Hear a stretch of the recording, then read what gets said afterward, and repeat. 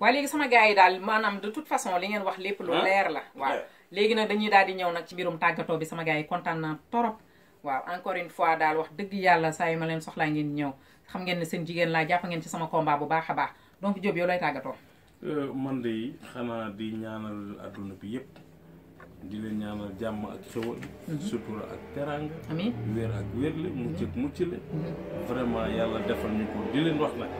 tabaski bi yàlla nañ ko teewee at yu bare amiin yaa rabbal aalamiin lu ci waay mën ci lu oyof na ko def amiin ku ci mënul nga bàyyi ndax xam ni day ñëw fekk ñu fi day demit bàyyi ñu fi dëgg la yow nag di la remercier di wax ni vraiment position bi nga taxawee baax na trop ndax bu ñëpp doon def ni yu bari dina faju di gërëm grand bi bu baax di kontaan ci moom di leen wax nag bon tabaski bon tabaski merci à toi aussi waaw Bado ñu ngi lay bàyyi na nga daal di tàggatoo ak suñu gars yi ñu nar a seetaan jërëjëf Bapulo Swadou maa ngi tàmbale woon ak yow ci félicitation bi nga amee courage def ko mais maa ngi ci tegoon di la encourager parce que c'est pas facile il va falloir continuer davantage li fekk lu baax nga ci li nga ci jublu mooy say doomi aadama yépp ku ko xool jëriñu ci donc pour ça nos encouragements il faut pas abandonner un si bon chemin vas-y fonce persévérance continuelle il faut davantage persévérer d'accord gërëmaat Diop mi nga xam ne sama borom ci moom la ko jaaralee ba ma yegg si fii ñu def lii te di la jaajëfalaat ndax fi nga féetee Diop ni nga fonkee nekk ci Europe ki yàgg fi après 20 années pardon nga nekk fi te soppiwul la génnoo xeet xam nga ki nga doon xam fa nga bawoo xamit li nga bëgg xam fa nga war a jëm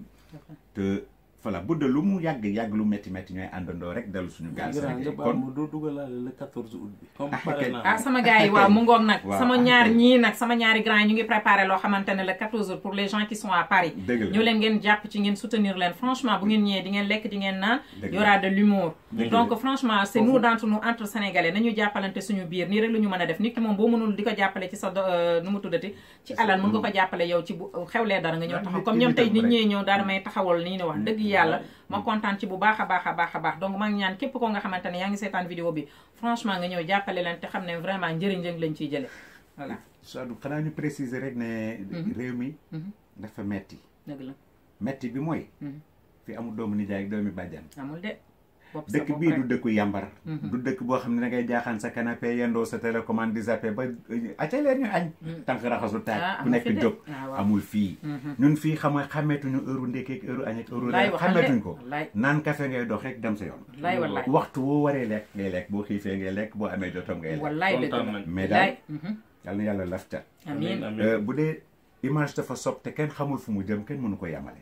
bu doxee ba yegg ci suñu biir kër ak ci suñuy nawle ak suñuy mbokk ak suñuy askan ñu ngi leen di nuyu di leen ziar di leen sargal ak màggal di leen ñaanal jàmm tey siir leen jaajëfal di wax rek ne motuñu dara